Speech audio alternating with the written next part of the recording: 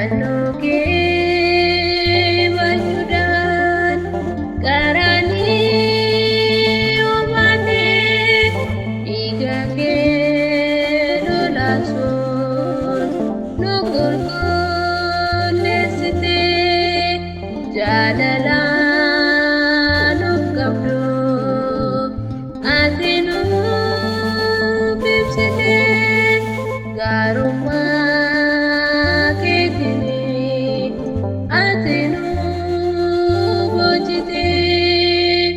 Fannoo bajuudhaan qaranii obaatee dhiiga kee lolaasuun nu qulqulleessitee jaalalaan of qabdu ati nuuf ibsitee gaarummaa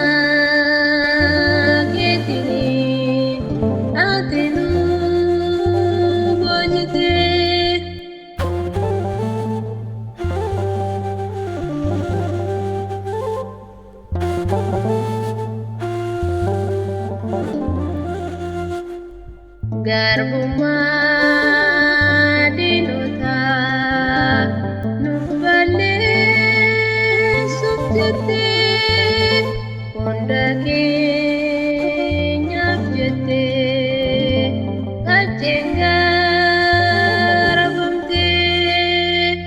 harka uumamaatiin fedha kee qabamtee soba hundaa jaalalaan fudhattee fannoo bajuudhaan qaranii obaatee dhiiga kee lolaasuun nu qulqulleessitee jaalalaan of qabdu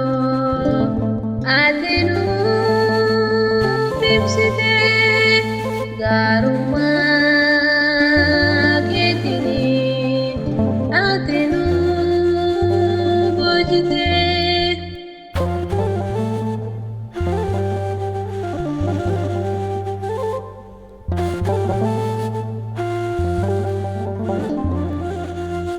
Fannoo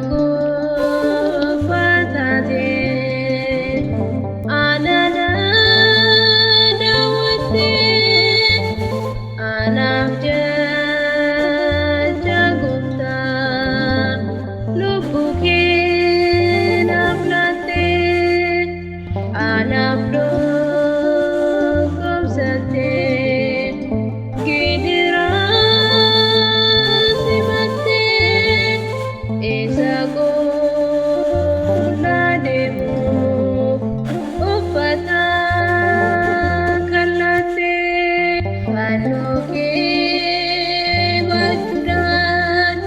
qaranii obaatee dhiiga kee lolaasuun nu qulqulleessitee jaalalaan of qabdu ati nuuf ibsitee gaarummaa ati nuuf hojjitee.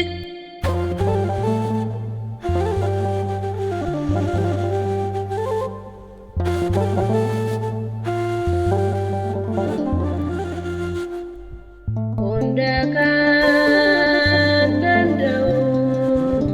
murtiif dhiyeessanii ragaa sobaa fiduun itti murteessanii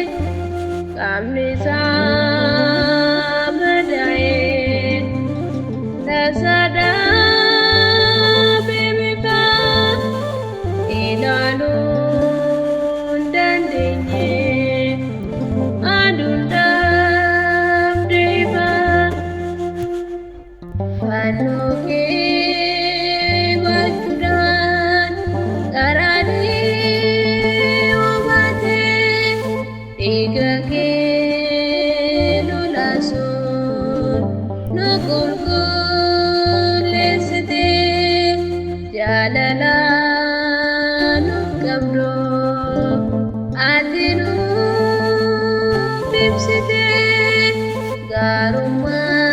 gaarummaa keetiin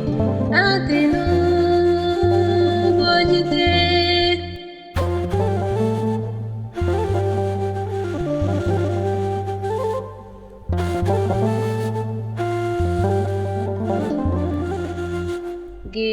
Gidiraan tutamus deemsi karaa fannoo